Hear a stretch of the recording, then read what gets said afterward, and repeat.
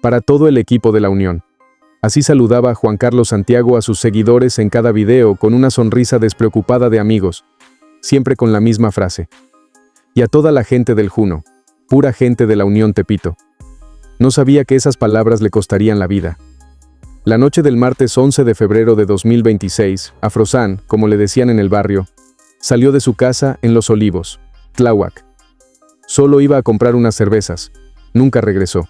Un incidente fatal a quemarropa. 20 y tantos años de edad. Un cantante de corridos creyó que la música y las lealtades a ciertos grupos podían convivir sin consecuencias. Es la historia de Juan Carlos Santiago. La historia de un joven que quiso cantar corridos, que quiso ser famoso en el oriente de la Ciudad de México, y que terminó convertido en otra estadística de una situación que no perdona a nadie, ni siquiera a los que solo cantan sobre ella. Juan Carlos Santiago Galván no era un hombre conocido en la industria musical nacional. No llenaba el Auditorio Nacional ni tenía contratos con disqueras grandes. No aparecía en Spotify con millones de reproducciones, ni tenía videos virales en YouTube.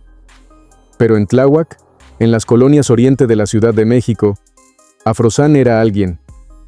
Era el cantante de corridos que se estaba haciendo un nombre, el que colaboraba con grupos locales, el que aparecía en fiestas y pachangas, el que grababa videos con sus compas y los subía a redes sociales. Los narcocorridos no son solo música, son una cultura. Son una forma de contar historias, de documentar la realidad del crimen organizado. En estados como Sinaloa, Jalisco, Tamaulipas, los narcocorridos llevan décadas siendo parte del paisaje sonoro. Pero en la Ciudad de México el fenómeno es relativamente nuevo, y es diferente. Aquí no se canta sobre los grandes líderes de organizaciones de Sinaloa o del CJNG. Se canta sobre grupos locales, sobre la Unión Tepito, sobre los U40, sobre la Antiunión, sobre células pequeñas que controlan colonias, que cobran piso, que comercian sustancias en las esquinas. Y los cantantes como Juan Carlos se convierten en cronistas y promotores de esa realidad. Cada corrido es una declaración, cada saludo en video es una lealtad pública, cada mención es una conexión que puede salvar o poner en riesgo. Afrosan. Así se llamaba su proyecto musical. No era el nombre más original, pero en el género de los narcocorridos en la capital, la originalidad importa menos que la conexión con el territorio y con la gente que te escucha. Y Juan Carlos tenía esa conexión. Había crecido en Tláhuac, conocía las calles, conocía a la gente, conocía las reglas del barrio, conocía quién mandaba en cada colonia, quién operaba en cada esquina, quién era de confiar y quién no. O eso creía. Juan Carlos no solo cantaba corridos genéricos sobre sustancias y objetos. Sus canciones hacían referencia directa a grupos que operan en la zona, en específico a una célula vinculada a los llamados Hijos de Locos, restos de una antigua organización de Tláhuac, que después de años de presión de las autoridades se había fragmentado en grupos más pequeños, algunos aliándose con organizaciones más grandes, otros simplemente tratando de sobrevivir. Pero la verdadera conexión de Afrosan, la que todo el mundo conocía, era con la Unión Tepito y su brazo juvenil, los U40. Los U40 no son un grupo cualquiera. Son jóvenes de entre 15 y 20 años, operativos, comerciantes, extorsionadores, adolescentes que se graban en fiestas presumiendo objetos, bailando con botellas de whisky en una mano y herramientas en la otra. Muchachos que publican videos amenazando a sus rivales, que se burlan de la policía, que presumen sus actividades como si fueran logros, que suben historias a Instagram mostrando fajos de billetes, sustancias, objetos de alto calibre. La sigla U40 significa Unión Juvenil 40, en referencia a una de las calles del barrio Bravo de Tepito. Son el brazo más joven de la Unión Tepito, una organización que lleva años controlando el comercio ilícito, la extorsión y el cobro de piso en colonias del centro de la Ciudad de México. La Unión Tepito surgió en 2013, después de la caída de otros grupos en la capital. Con el tiempo se convirtió en una de las organizaciones más poderosas de la Ciudad de México y en una de las más peligrosas. Su principal rival es la Anti-Unión Tepito, un grupo escindido formado por exmiembros que rompieron con el liderazgo después de traiciones internas y enfrentamientos entre ellos. El conflicto entre la Unión y la Antiunión ha dejado, según cifras extraoficiales, alrededor de 200 incidentes fatales en los últimos 7 años. La mayoría de las víctimas son jóvenes, muchos menores de edad. Los U40 son la nueva generación de ese conflicto. Adolescentes reclutados desde los 13 o 14 años para comerciar sustancias, cobrar extorsión, confrontar rivales. El periodista Carlos Jiménez los describe como una escuela que aprovecha las ventajas legales de la minoría de edad para cometer actos de alto impacto. Pero la impunidad tiene límites. Los miembros de los U40 están cayendo uno tras otro, eliminados por grupos rivales, abatidos en sus propias casas. Juan Carlos los conocía, les cantaba, les mandaba saludos en sus videos. Hola, ¿qué tal? Quiero mandar un saludo a mis compas Irving de la B, a todo el equipo de la Unión Tepito y a los morros de la U. Decía en uno de sus videos más recientes publicado en Instagram apenas días antes de su fallecimiento. Su voz tranquila, su actitud relajada, como si estuviera saludando a amigos del barrio, no a una organización responsable de incidentes en la Ciudad de México. Y a toda la gente del Juno, pura gente de la Unión Tepito. Arriba a toda su gente y macizo. Un abrazo a Afrosan y sus centenarios. Y la pantalla se apagaba. Otro saludo. Otra conexión peligrosa. Además de su proyecto solista, Juan Carlos había realizado colaboraciones con agrupaciones del género como los Pilotos del Terre, lo que le permitió construir una base de seguidores en la zona oriente de la capital. No eran miles, pero eran leales.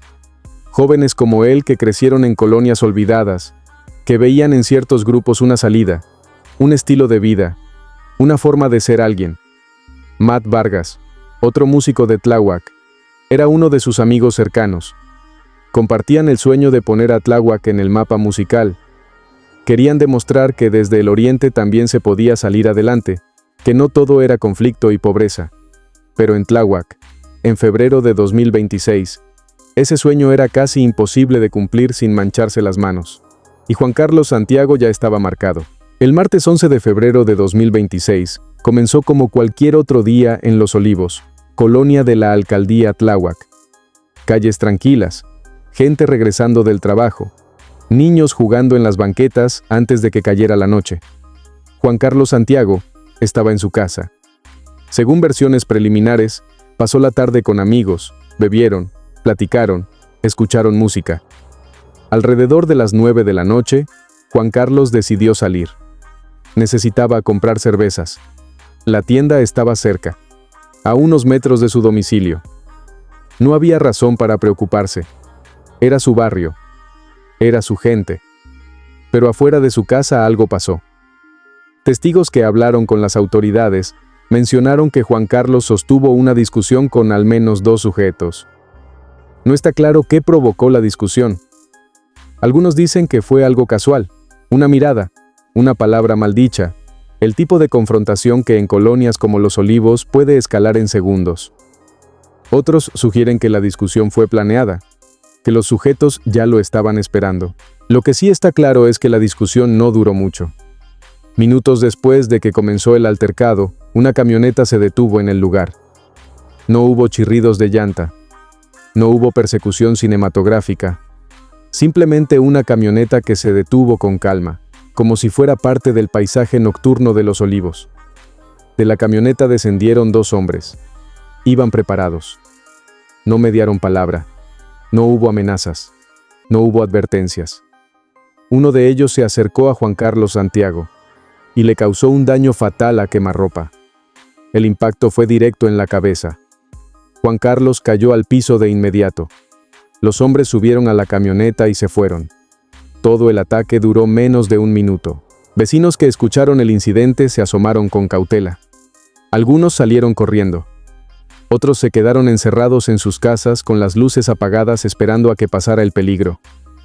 En Los Olivos, en Tláhuac, en la Ciudad de México de 2026, nadie quiere ser testigo. Nadie quiere involucrarse, porque involucrarse significa convertirse en el siguiente objetivo. Juan Carlos Santiago quedó tirado en la calle sangrando. Alguien llamó a una ambulancia. Los paramédicos llegaron rápido, pero ya era tarde. Lo subieron a la ambulancia, lo trasladaron al hospital más cercano. Los médicos intentaron reanimarlo. No pudieron hacer nada. Juan Carlos Santiago fue declarado muerto poco después de su ingreso. Tenía 20 y tantos años. No llegó a ver su sueño cumplido. No llegó a poner a Tláhuac en el mapa. Lo que sí logró fue convertirse en otra víctima de la situación que él mismo romantizaba en sus canciones. La escena del incidente en Los Olivos fue acordonada por elementos de la Secretaría de Seguridad Ciudadana de la Ciudad de México. Peritos forenses llegaron al lugar, tomaron fotografías, levantaron evidencia y entrevistaron a testigos que en su mayoría dijeron no haber visto nada. Pero la evidencia más reveladora no estaba en la calle.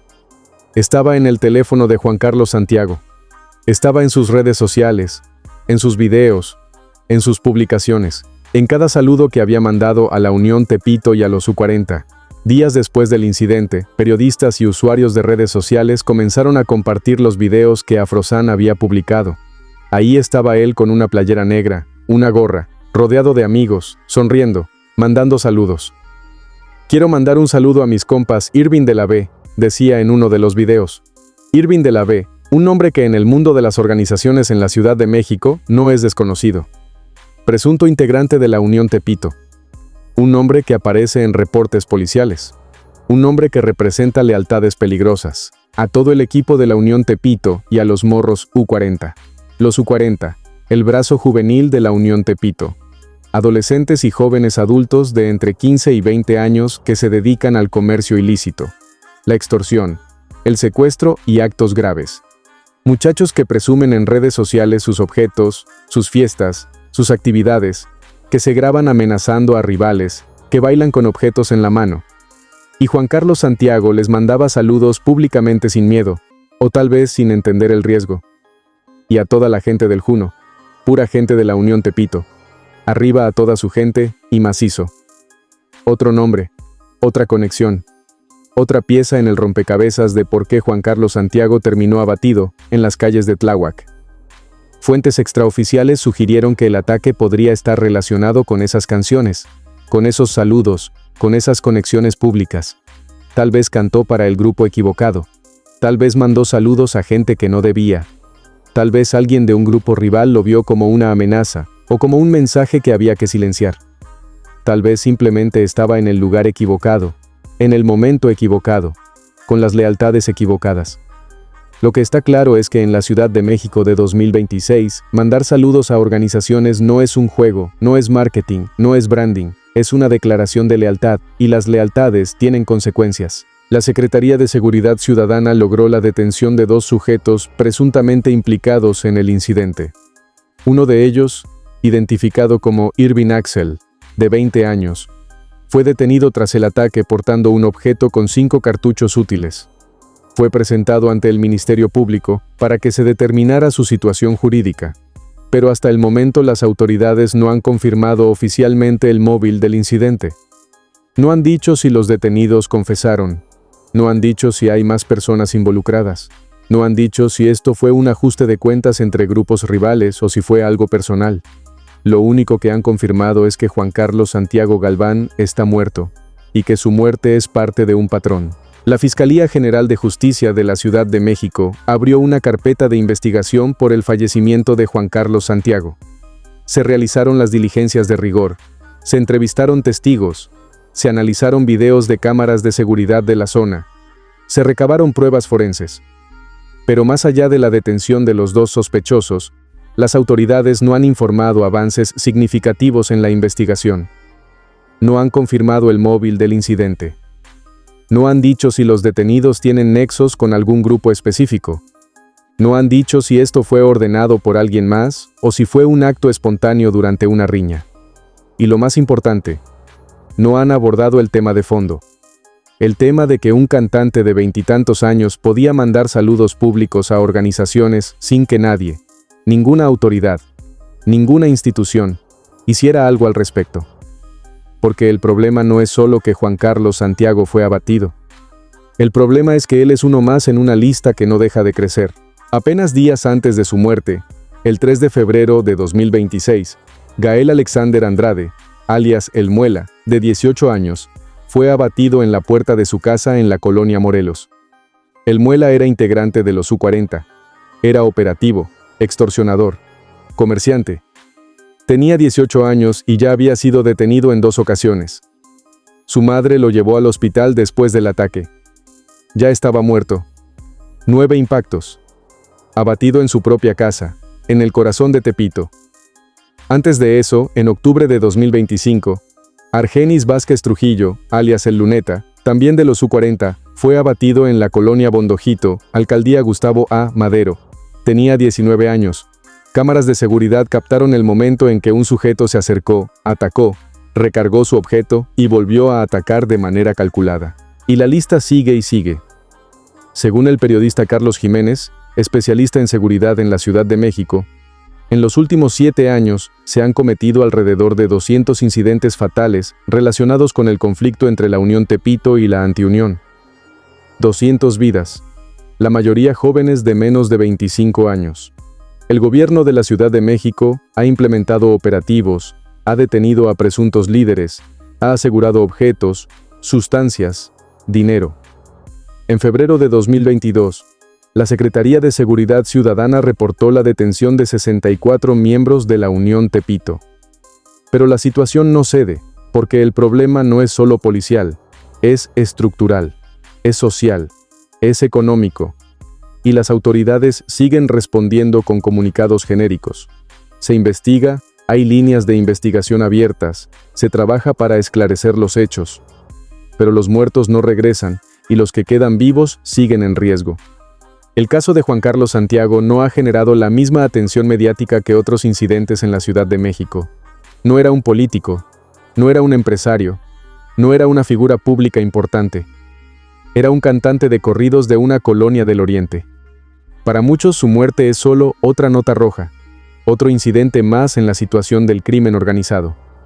Pero para quienes lo conocían, para su familia, para sus amigos, para Matt Vargas y los músicos con los que colaboraba, Juan Carlos Santiago era una persona real con sueños, con planes, con una vida por delante.